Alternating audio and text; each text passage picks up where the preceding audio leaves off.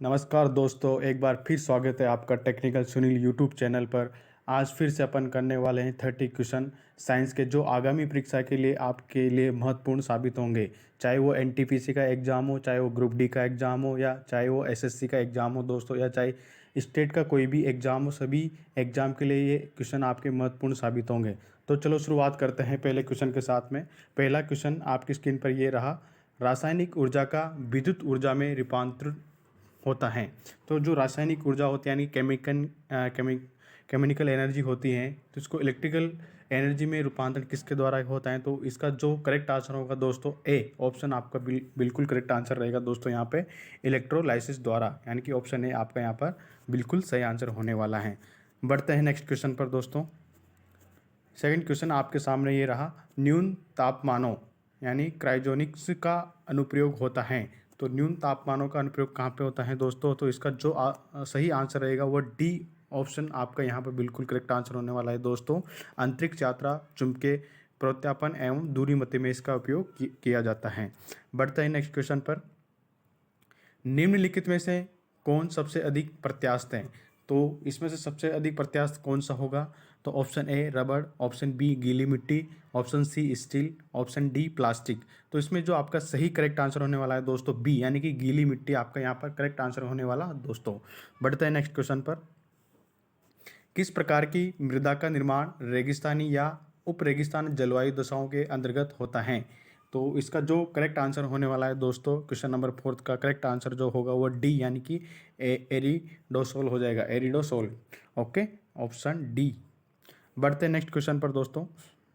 मानव शरीर में सर्वाधिक शक्तिशाली पेशी क्या है? तो मानव शरीर में सर्वाधिक शक्तिशाली पेशी, इसका जो करेक्ट आंसर होने वाला है दोस्तों यहाँ पर आपका डी आंसर, यानी कि जबड़ा आपका शक्तिशाली पेशी है। तो ऑप्शन डी आपका बिल्कुल करेक्ट आंसर हो जाएगा दोस्तों। बढ़ते हैं नेक्स्ट क्वेश्चन पर। विश्व के लगभग कितने प्रतिशत भूभाग पर जल पाया जाता है? तो आपका जो क्वेश्चन है उसमें कितने प्रतिशत भूभाग पर जल है? तो आपका जो ऑप्शन यहाँ पर सही होने वाला है दोस्तों, ए ऑप्शन बिल्कुल यहाँ पर आपका सही होने वाला है, यानी कि 71% भाग पर आपका जल पाया जाता है। बढ़ते हैं नेक्स्ट क्वेश्चन पर। शुष्क सेल बैटरी में निम्नलिखित में से किनका विद्युत अपघट्यों के रूप में प्रयोग होता है? तो जो आपका क्वेश्चन है, शुष्क सेल यानी कि बैटरी में किनका विद्युत अपघट्यों के रूप में प्रयोग होता है? तो यहाँ पर जो आपका सही आंसर होने वाला है दोस्तों, ए ऑप्शन, यानी कि अमोनियम क्लोराइड और जिंक क्लोराइड का यूज किया जाता है। तो ऑप्शन ए बिल्कुल करेक्ट आंसर हो जाएगा दोस्तों। बढ़ते हैं नेक्स्ट क्वेश्चन पर। उगते हुए एवं डूबते समय सूर्य लाल प्रतीत होता है, क्योंकि आपका सूरज उगता हुआ एवं डूबते हुए सूर्य लाल रंग का दिखाई देता है, इसका कारण क्या है? तो इसका जो करेक्ट आंसर होने वाला है दोस्तों, बी आंसर, यानी कि लाल रंग का प्रकीर्णन सबसे कम होता है, इस कारण वह लाल रंग का प्रतीत होता है। तो बी ऑप्शन आपका यहाँ पर बिल्कुल करेक्ट आंसर हो जाएगा दोस्तों। बढ़ते हैं नेक्स्ट क्वेश्चन पर। आमतौर पर सुरक्षा फ्यूज लगाने के लिए प्रयोग किया जाने वाला तार किस पदार्थ का बना होता है? जो अपन घरों में या फ्यूज यूज़ करते हैं तो वो किस वायर का बना होता है, या किस पदार्थ का बना होता है? तो इसका जो करेक्ट आंसर होने वाला है क्वेश्चन नंबर 9 का, वो हो जाएगा आपका डी, यानी कि टिन तथा शीशे का मिश्र धातु का बना होता है आपका जो फ्यूज बना होता है। तो ऑप्शन डी आपका बिल्कुल करेक्ट आंसर हो जाएगा दोस्तों। बढ़ते हैं नेक्स्ट क्वेश्चन पर। जब हम बकरी या भेड़ का मांस खाते हैं तब हम किस प्रकार के उपभोक्ता हैं? तो इसमें आपको बताना है कि अपन जब मांस और भेड़ का मांस खाते हैं तब हम किस प्रकार के उपभोक्ता हैं, बकरी या भेड़, ठीक है। तो क्वेश्चन नंबर 10 का जो सही आंसर होगा बी, यानी कि द्वितीय उपभोक्ता हो जाएगा। तो बी यहाँ आपके बिल्कुल करेक्ट आंसर होने वाला है दोस्तों। बढ़ते हैं नेक्स्ट क्वेश्चन पर। अगला क्वेश्चन ये रहा। किस वनस्पति खाद में अधिकतम प्रोटीन होता है? तो निम्न में से किस वनस्पति खाद में अधिकतम प्रोटीन पाया जाता है? तो ऑप्शन सी, यानी कि आपका बिल्कुल करेक्ट आंसर होने वाला है सोयाबीन। तो सोयाबीन में अधिकतम मात्रा में प्रोटीन पाया जाता है। तो ऑप्शन सी बिल्कुल यहाँ पे आपका करेक्ट हो जाएगा दोस्तों। बढ़ते हैं नेक्स्ट क्वेश्चन पर। बैकबोन संबंधित हैं, तो निम्न में से बैकबोन किससे संबंधित हैं? तो क्वेश्चन नंबर 12 का जो करेक्ट आंसर होगा दोस्तों वो डी, यानी कि इंटरनेट से संबंध होता है। बैकबोन किससे संबंधित हो जाएगा? इंटरनेट से। तो डी ऑप्शन यहाँ आपके बिल्कुल करेक्ट आंसर होने वाला है दोस्तों। बढ़ते हैं नेक्स्ट क्वेश्चन पर। अगला क्वेश्चन ये रहा। निम्न में से रक्त शुद्ध करने वाला अंग कौन सा? तो ऐसा कौन सा अंग है जो आपके ब्लड को शुद्ध करता है? तो इसका जो करेक्ट आंसर होने वाला है दोस्तों बी, यानी कि वृक्क, यानी कि जो आपकी किडनी होती है वो आपको ब्लड को शुद्ध करने का काम करती है। तो बी ऑप्शन आपका बिल्कुल यहाँ पे करेक्ट आंसर हो जाएगा दोस्तों। बढ़ते हैं नेक्स्ट क्वेश्चन पर।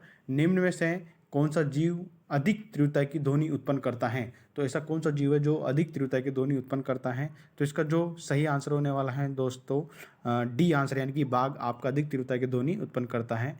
बढ़ते हैं नेक्स्ट क्वेश्चन पर। अगला क्वेश्चन ये रहा, कोयले की विभिन्न किस्मों में से किसमें कार्बन की प्रतिशत मात्रा सबसे अधिक पाई जाती है? तो कोयलों की जो विभिन्न किस्में होती हैं, कार्बन की मात्रा सबसे अधिक किस में पाई जाती हैं? तो क्वेश्चन नंबर 15 का जो सही आंसर होगा दोस्तों डी, यानी कि एंथ्रासाइट में सबसे अधिक कार्बन की मात्रा पाई जाती है। तो डी ऑप्शन बिल्कुल आपका करेक्ट आंसर हो जाएगा यहाँ पर। नेक्स्ट क्वेश्चन आपकी स्क्रीन पर यह रहा, जीव द्रव्य के पृथक्करण एवं संयोजन से संबंधित वनस्पति विज्ञान की शाखा कहलाती है?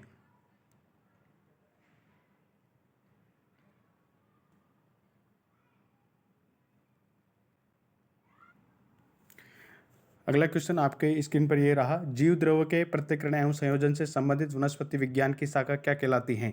तो यहाँ पर आपका जो सही ऑप्शन होने वाला है दोस्तों 16 नंबर का सी, यानी कि टिश्यू कल्चर आपका बिल्कुल करेक्ट आंसर हो जाएगा यहाँ पर सी ऑप्शन। बढ़ते हैं नेक्स्ट क्वेश्चन पर। अगला क्वेश्चन ये रहा, निम्नलिखित में से कौन सा एक सही सुमेलित है?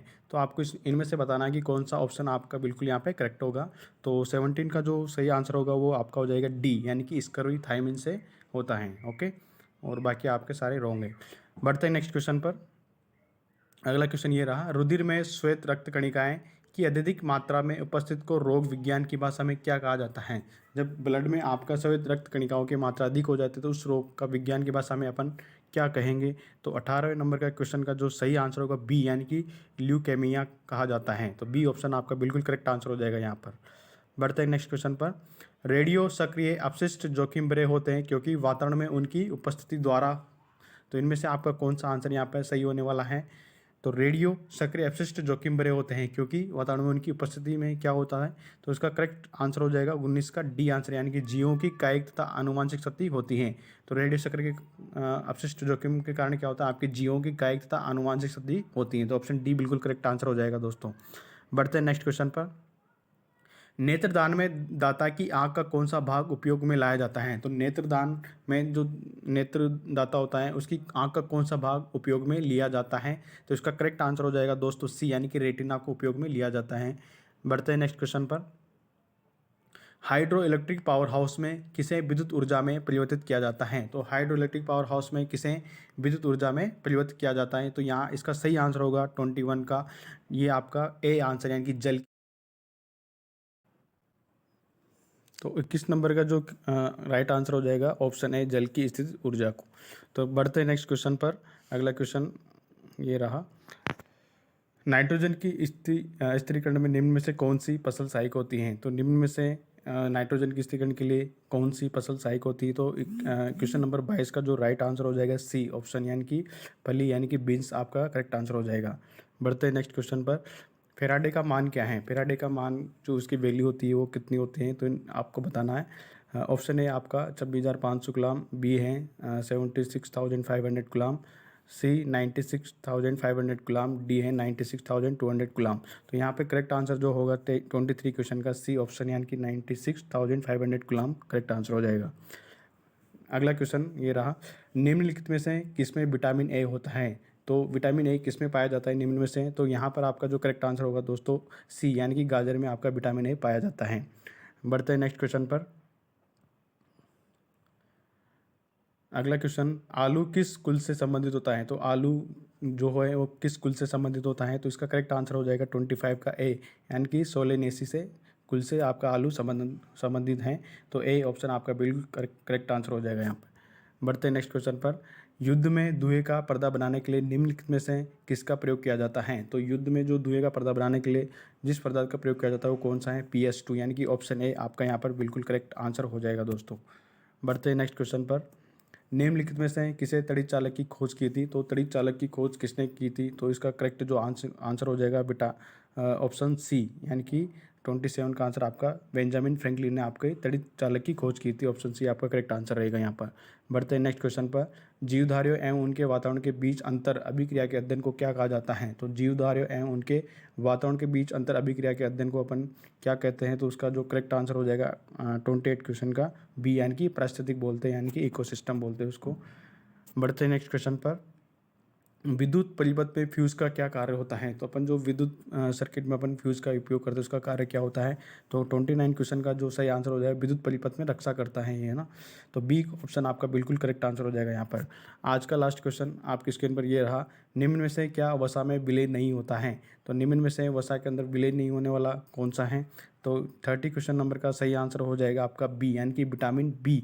विटामिन बी और सी वसा में विलय नहीं होते, जल में घुलनशील होते हैं। तो आज का करेक्ट आंसर विटामिन बी। तो उम्मीद करता हूँ आपको वीडियो अच्छा लगा होगा। तो इस चैनल को सब्सक्राइब कीजिए और लाइक कीजिए। मिलते हैं अगले वीडियो पर। धन्यवाद।